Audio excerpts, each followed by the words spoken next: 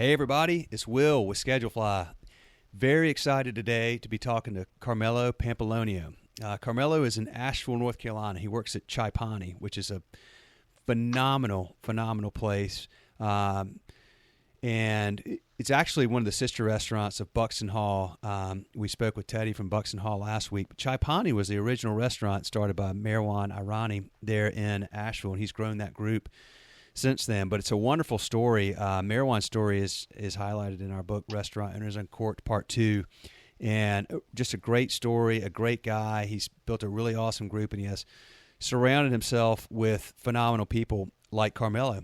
And Carmelo is a server and a bartender there at Chai Pani and was kind enough to take some time to talk to us today about his career and what he does and why he loves it. So thank you, Carmelo. Yeah, of course. Thanks for having me. You bet, man. You bet. So, I asked Marwan, I said, who are some folks that work for you that are great at what they do, that love what they do, and enjoy talking about it? So you were on his immediate response list, man. So tell me a little bit about. Well, actually, let's start with this. Tell me a little bit about how you got in the hospitality business and when you got in the hospitality business. Oh man, I have been working in the service industry since I was 15. And I've always had outside passions and projects. I'm an artist and I like working at nonprofits and everything. So working in the service industry is really nice because it lets me have a little bit more control over my hours and everything. So I've just been doing that while I've been in school and working at other nonprofits and whatnot. And I met some people in Asheville, like some wonderful people in the arts community and at school, and a few of them, worked at Chai Pani and had some great things to say about it. That it was like a very wholesome and intimate group of friends who work there and everything, and it sounded appealing to me. So they helped me get a job there, I think about 2 years and some change ago. And I've been there since. Awesome. So, but you were doing other stuff in Asheville in hospitality, but you moved to Chai Pani for 2 years now. So you had a great reputation. What has been the most, I guess, unique thing about working at Chai Pani that maybe you hadn't seen other places you had been? There's a couple things, actually a lot. But I guess to get to the quick and dirty ones, I would say one of the things that stands out the most is how close everyone is. It really is like a family, which is really refreshing and also strange and different for the service industry. But everyone knows each other outside of work. We're all friends. A lot of people there, if not most, are in the arts communities. So we have a lot of concentric friend circles. And it's just nice knowing that, when you go into work, you're going to be with friends and everyone knows each other on personal levels and whatnot. And it's nice. It definitely makes you feel like, your homies have your back at work, which is, I think, a rare quality in the service industry, at least from my experience. So that's a big plus. Another thing really quick is how much we're encouraged to actually take care of our customers, our patrons. If someone, we have this whole system called mind blasting, and just a few examples of what that might mean. One example would be like, if a customer is deliberating between two items on the menu, well, I want this one, but I'm torn between, these two, and they end up deciding on one. Like, we have the power to just give them both and only charge them for one. And that's really nice. It helps us build a nice relationship with our customers, and I feel like because we have the liberty to provide a custom experience for our patrons, that we have a lot of dedicated regulars, which is also a nice thing to have in a restaurant. And you go in, and not only do you know your coworkers, but your regulars too. And we all take care of each other. It's a nice network.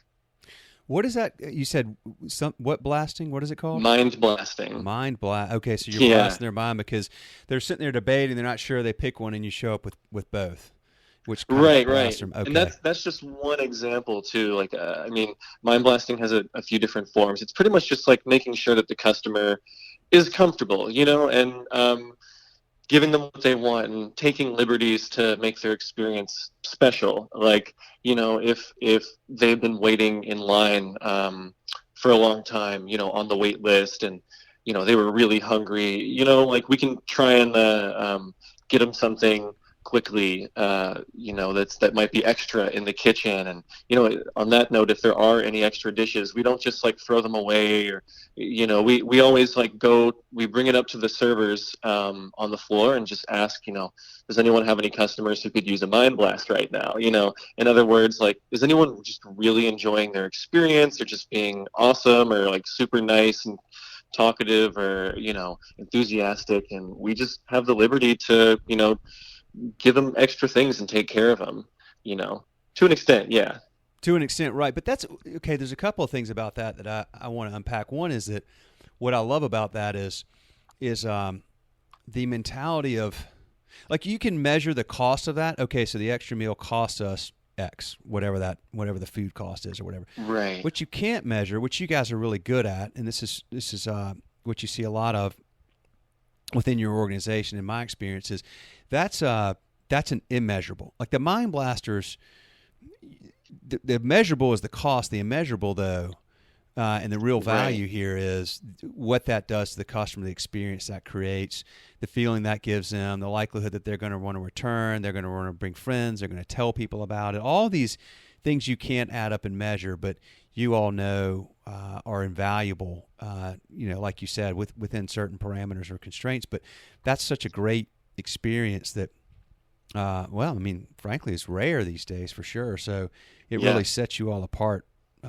with the way you provide hospitality. I would imagine that's why you do that. Yeah, that's exactly it. And it really does work. It has immediate payoff, and that's very apparent. One, it can make enthusiastic customers all the more enthusiastic. And even if like a customer's coming in and like they're having a bad day or whatever, and you can just tell like they're not really feeling too sociable, like you can, if anything extra comes up in the kitchen, or you feel like they could use a little boost in their day, like we can make certain things happen to them. And this is always, of course, like, to a certain extent, we're not just like a free restaurant or anything, but it is a really special ability that we are given complete discretion over. And I feel like we've all found that right balance of like when to do it and what is appropriate and what works best for different customers and how to read situations. But it definitely has a good effect. It has ripples throughout the community, and even online, people leave Yelp reviews. People travel from all over to come to us, and we have a guest book where people write about their experiences, and we, as a staff, we read the Yelp reviews together, and we read the customer guest book together, and we try and stay in touch with the level of like where our customers are at and what kind of service we're providing. And honestly, like going and traveling, whether abroad or domestically, I really like when I go to restaurants, even when I get great service, I'm still just like, man, Chai Pani just still has the best service. That's awesome. That's really cool. So y'all read them together. Do you guys like read them in team meetings, or how does that? Yeah, exactly. Before each shift at our huddle time is what we call it. Huddle time. Let me ask you this: going back to the idea of family and how it's been different there. How do you think that you all and the folks that run Chai Pani are able to? I mean, what do you do differently? Like, why is it different there, and what's done that's created that kind of a culture there that you hadn't seen in your other experiences? That's a good question. I feel like it must be very deliberate and intentional, I guess, I'm assuming, but I'm just curious how that plays out. Yeah, I guess it all boils down to just wanting everyone to be comfortable. I mean, just having a little bit of like humanity and turning the service industry into something that it has yet to become, and playing our small part in the larger scheme of things. Wanting everyone to feel comfortable, wanting everyone to just like slow down, or even meeting the customer at their pace. Like if they're in a hurry and they say it, like, I'll go back and tell the kitchen, like, hey, this person's on their lunch break, they're a regular, they come in, or, even if they're not, like, they're really enjoying everything so far, but they're in a hurry. Like, is there any way that we could, like, get that tolly out a little faster, and the Yeah. kitchen's like more than happy to work with things. Like, even with birthdays, like, we don't do like singing and dancing, but we have desserts, and we'll definitely make it worth people's while, and whatnot. But as far as like cultivating a sense of family and just comfortability and kinship, I just feel it's this spoken and unspoken thing at Chai Mm. Pani where that's just the right thing to do. That's just how it should be. Like, you should just respect people, and Yeah. you know, um, it's not so much like do whatever the customer says. Like, it's really like, let's do something for them to show that we actually care and that, like, we're people and they can, like, feel comfortable here. And this is like a nice, comfortable, safe space that we're not only providing great food, but just like the atmosphere is so important for that aesthetic experience of dining out and everything. And we want people to recognize that. And I definitely have a lot of customers who come in, whether at the bar or at tables. And Asheville is very service industry oriented. We have a huge tourist economy, and that's pretty much what the city thrives off of. So a lot of people who come in who are locals work in restaurants, and they'll even comment like, "You guys are so awesome. You treat me so well, so much." And they'll come in sometimes and like leave little gifts here and there and like whatnot. Like we had this one guy who actually brought in pictures of himself. He was pursuing a modeling career, and he brought in pictures of himself. It was the sweetest thing. And we printed out a picture of all the staff together, and we signed it and gave it to him. And it was actually a really sweet trade-off. I think he was planning on going out of town and leaving. So, it does have effects. People take notice of those just like small gestures of kindness. So, Yeah, yeah, for it sure. is a nice sense of family there. For sure, for sure. I love it. The those people that listen to this podcast have heard me talk about this book before, but there's a book I read years ago, 5 or 6 years ago. It's called Drive, and then the subtitle is "The Surprising Truth About What Motivates Us." Every time I talk to somebody who really enjoys what they do in this industry, it always comes back to what that book talked about, which is the things that really motivate us. Are you have to earn enough, of course, but money, people always think, money is such a big motivator, but really when you dive into it, it's autonomy and it's mastery and it's purpose. Okay. So the autonomy, I mean, I hear that right away. Things like mind blasting, you have the autonomy to make these kinds of decisions. Hmm. And you have the freedom, as you said. Mastery being something where you're always working to improve. And I want to ask you a little bit about that. Your craft, and then purpose is working with a group of people for some kind of a purpose that's more than just getting through the day, which you guys clearly have there. So it sounds like all these things are fostered really well there, and you all are thriving and happy because of those things. Does that make sense? Would you agree with that? I do agree. Yeah. There is a lot of mastery that's very important. I mean, we have to make the dishes very specifically. They're based off of recipes that Marwan and other head chefs have, gotten from going around India to different, restaurants, culinary experts, street vendors, and a lot of them from Marwan's mom herself. So they're very special, intimate recipes and ways to construct the dishes and blend the flavors and spices and everything. And even if you're not on working as a cook or as prep, like if you're working front of the house, you still have to know everything, because we also cater to special diets. So like gluten-free, celiacs, a lot of vegetarians, vegan, you name it, dairy-free. We like to cater to that. We actually have a special diets menu, so we all in the front of the house know the ingredients and how everything is put together, like very specifically. So there is a nice degree of mastery to that.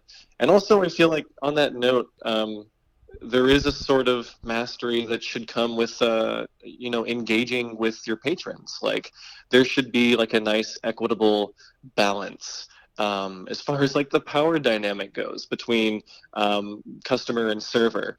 And I feel like we really have done a good job of striking a nice balance of making the customer feel completely comfortable while also being personable. And it makes the difference. But yeah, those are three traits that I definitely do see at Chai Pani. Let me ask you a little bit more about the relationships that you all build with your customers, and what are some of the things that that you try to do that you think are important to engage your regulars? Because, and the reason I ask that is this is a big thing on my mind right now, in our minds at Schedule Flies. There's two things that I keep hearing when I talk to owners. I always hear the hardest two issues. I say I always hear. I often hear the hardest two issues that they try to address daily are finding and keeping good people, which is becoming more and more challenging, and then also building relationships with their customers so that they turn, customers into regulars and regulars into, avid fans and so forth. So you've talked a little bit about that, but I'm just curious what you all do very deliberately or intentionally to try to engage your customers and grow, the number of customers that become regulars. Well, we always, I don't know, I from my experience, whenever I'm working with my coworkers there, and let's say we're all standing together, like waiting for something to do, or we're all working together in one area, and one of my coworkers gets sat with a table, and they make a comment like, "Oh, they were in here, the other month, or they were in here the other week, or oh, that person has a kid who came in here, and they really liked it." Like, we remember things. I mean, it's amazing what you'll remember under pressure when you have to take a bunch of people's order at once and do it, have a good flow and everything. But weeks, months later, customers can come back, and we'll remember them. And in my experience, everyone who works at Chai Pani greets them and says something about it, like, "Hey, you were here last week. I remember you ordered this, or you liked this dish this way," or something.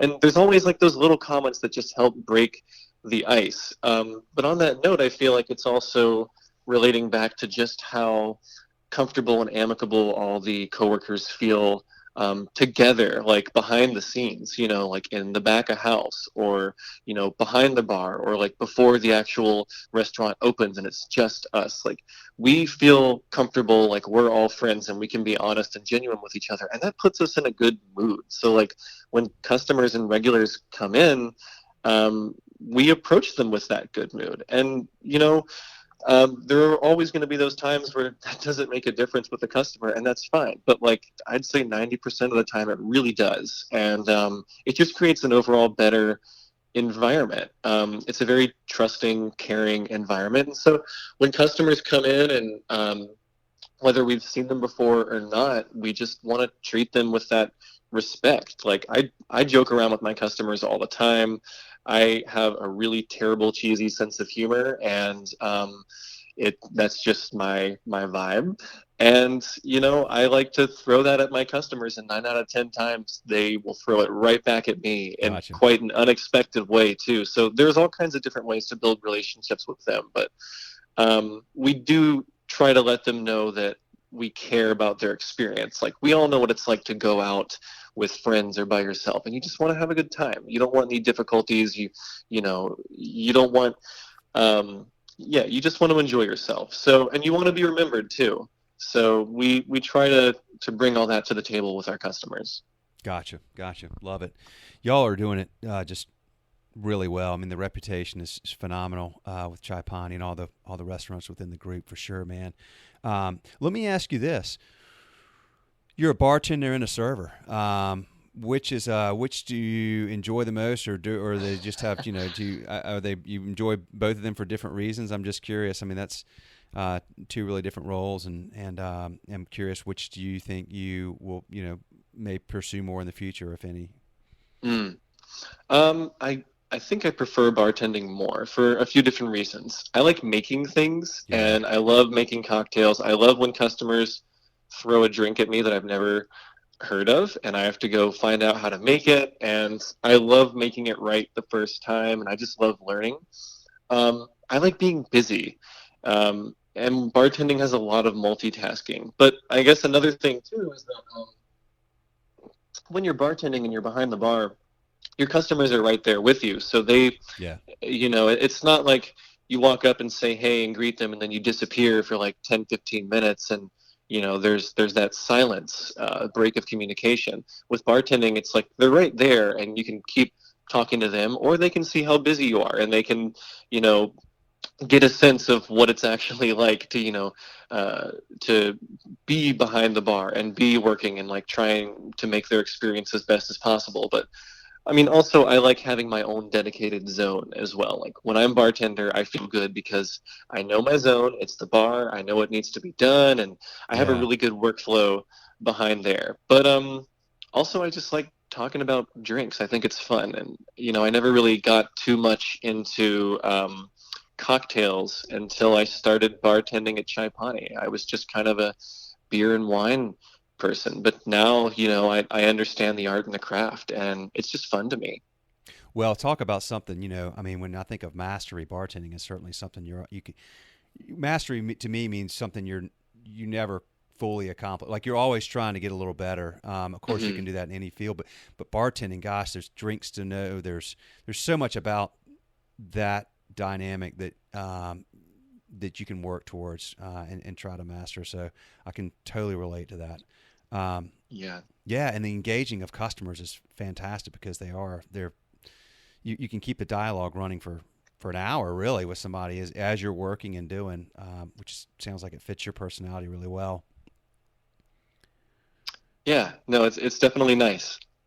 Well, hey, is there anything else that I want to respect your time? Is there anything else that about what you do, what you enjoy, or anything else that you wanted to share before we wrap up?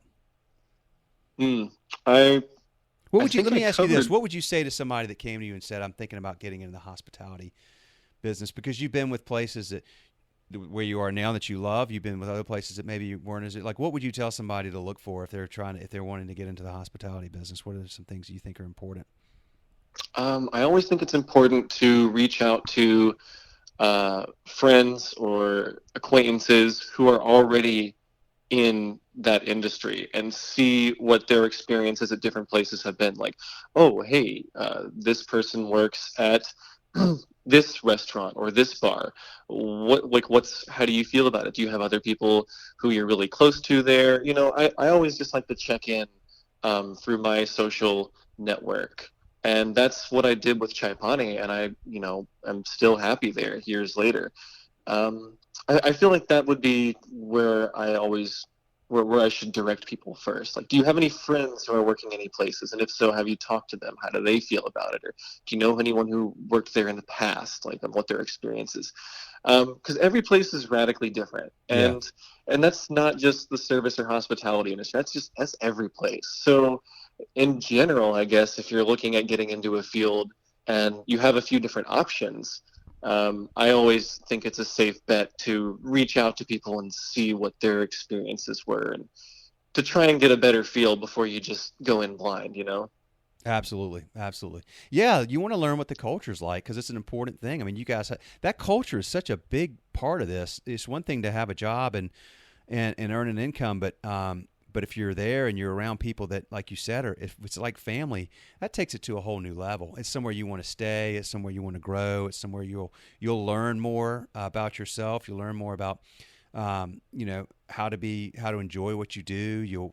You'll get so much from the people around you. So that culture is Yeah. such a big piece, and y'all have done such a great job with that there. So I tip my hat, and listen. I thank you very much, Carmelo, for taking the time. I know everybody that listened will get a lot out of this. I really appreciate it. We love serving y'all, and just love what you're doing. And I'll be in Asheville in the next month or so, so I'm gonna make sure to come by and see y'all. All right. Sounds good. And yeah, thank you. I appreciate you reaching out. Absolutely. All right. Have a good one. Thank you very much. Take care. You as well. Take care. All right. Bye. Bye.